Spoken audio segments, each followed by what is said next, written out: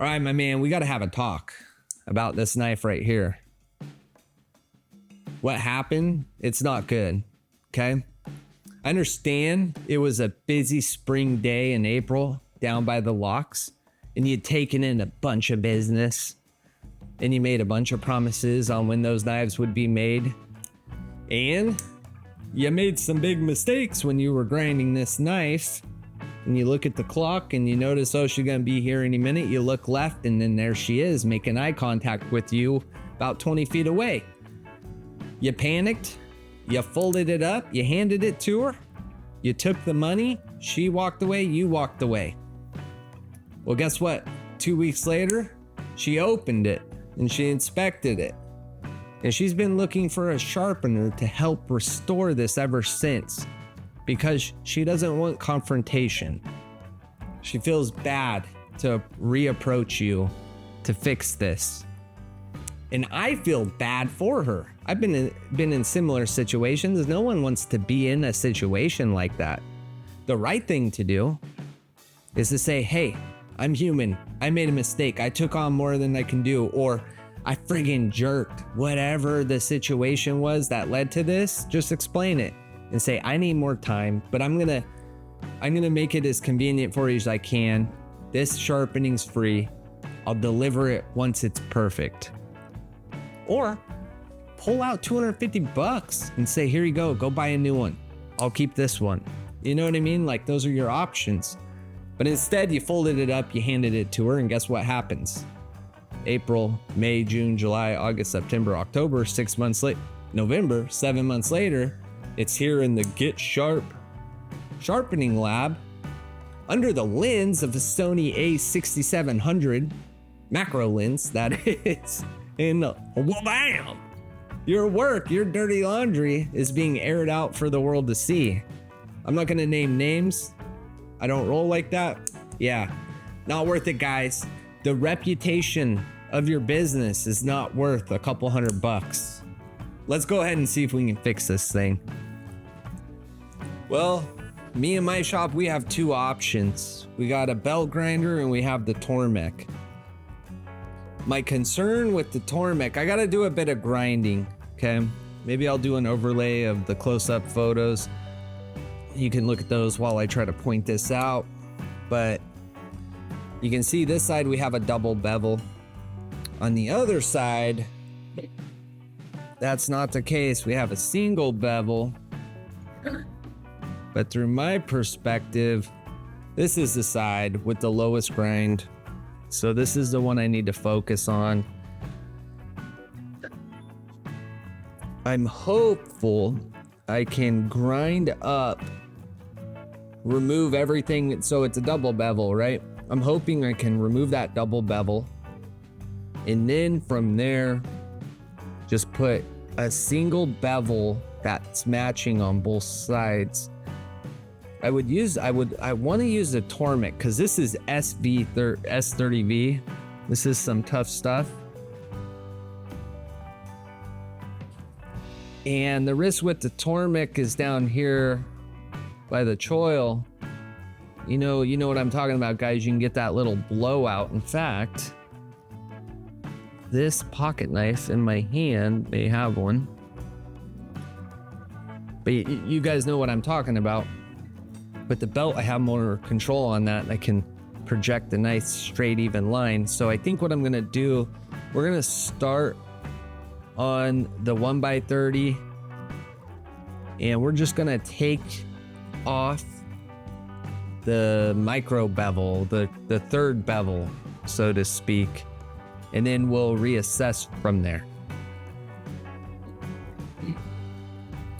You know, there's a component of sharpening that no one talks about, and that's the risk of the job. You got the risk that you can get cut, injured, and the most likely risk, you ruin someone's knife. All right, so we've got a game plan here. Again, the one side, double bevel, primary, secondary, like you would expect it to look. And then this side, primary, secondary, and a third. So I'm gonna use a third as my guide to start creeping up on the overall fix, so to speak. Where to put my angle? I set my angle cube up at 20 and a half, I think it was.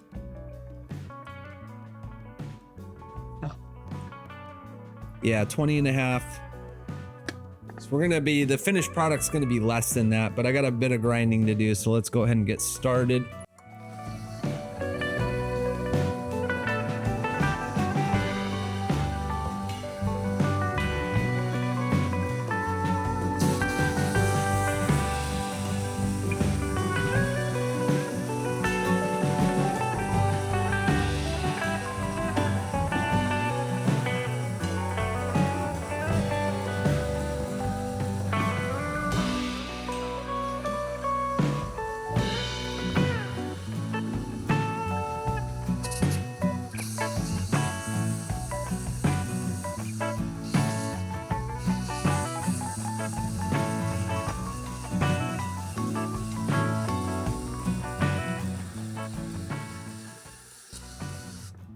Well, the bolster's preventing me from getting in there.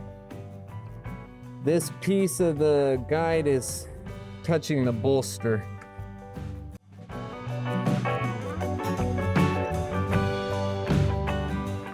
That's a bummer.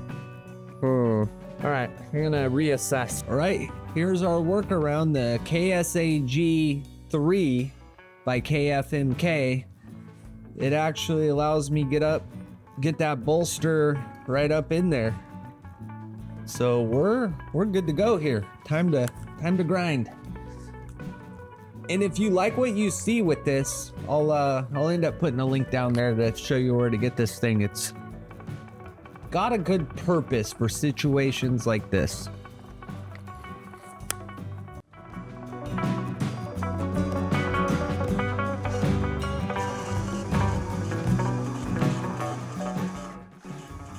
Okay, 500 RPM. That's where we're gonna live.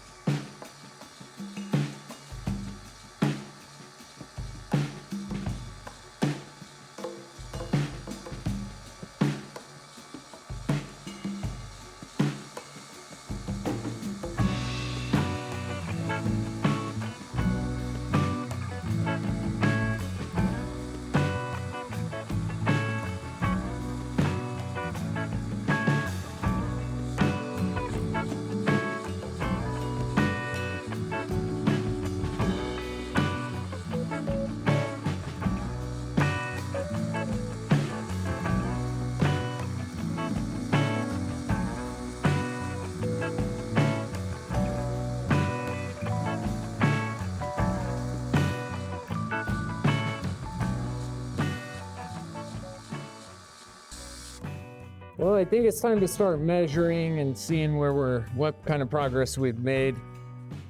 I've definitely successfully convexed over the triple bevel situation, which is actually great. I just think this side's got a little bit thicker of a bevel than this side, so we'll figure that out. And honestly, I'm like, might be closer to finished than I thought. I thought this was gonna take a lot more work. So hopefully my intuition's on point.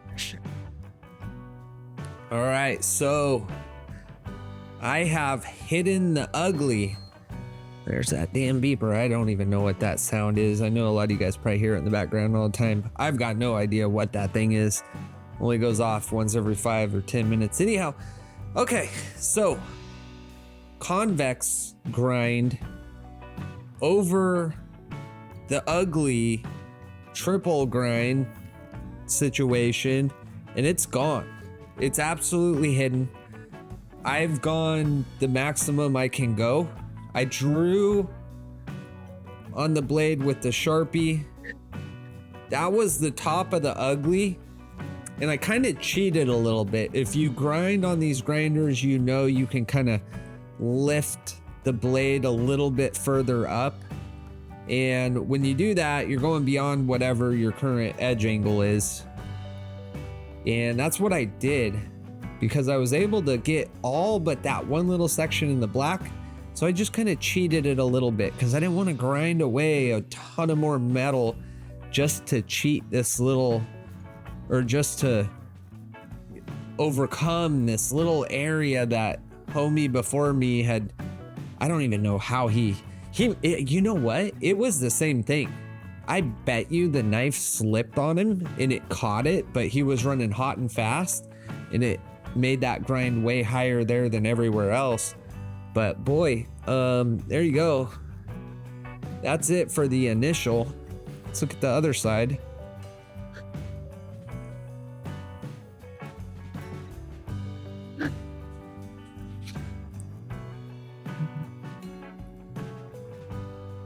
The point's a little bit blown out,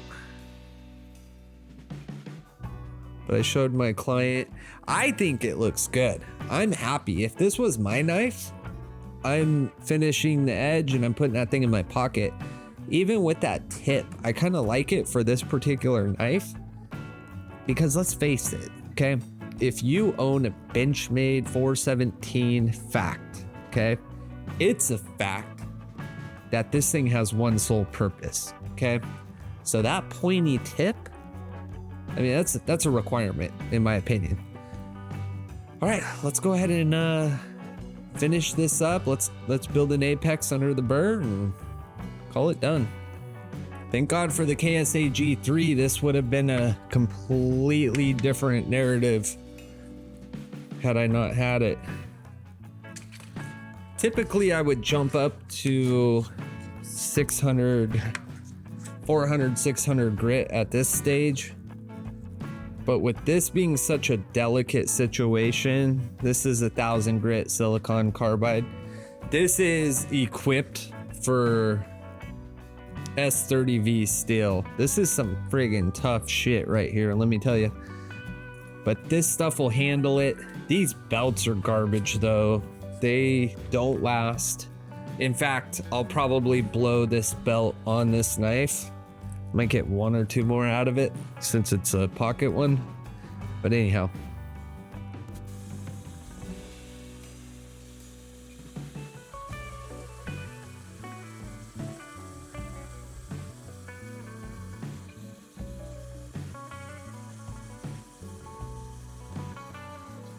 The trick is I need to, okay, I didn't think this through. I'm gonna have to cheat it again every step of the way. So it's polishing where it should be polishing, but I cheated and stepped over. So that kind of sucks. But I just gotta figure it out. If I go too far, then yeah. All this is for nothing. This is the most stressful $20 I've ever worked for in my life. Let me tell you.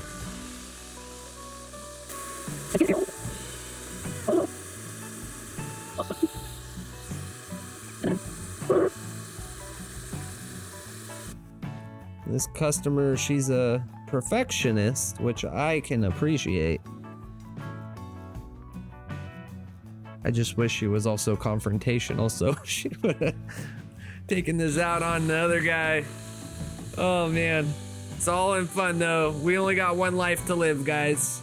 Make the most out of it. Try something you're scared of.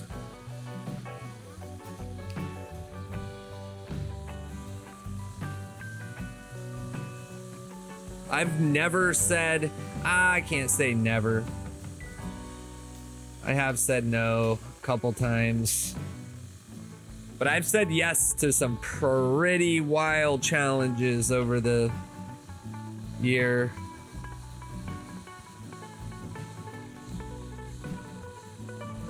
I felt it just kind of skip up a little bit high right there. Just about shit myself. But we're still in the safe zone.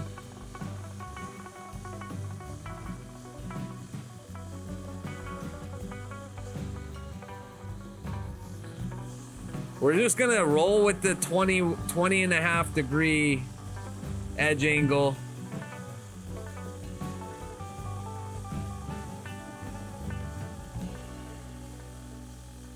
I'm not gonna push the buck.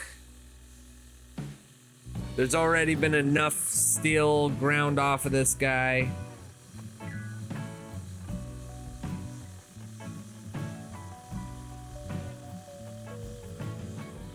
Man, I am absolutely thrilled with how this knife turned out. This is my best restoration project ever.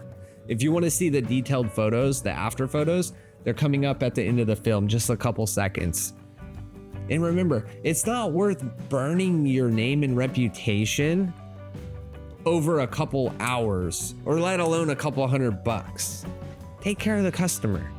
And the next time you want to spin the wheel on someone else's knife, remember, I fixed it for her.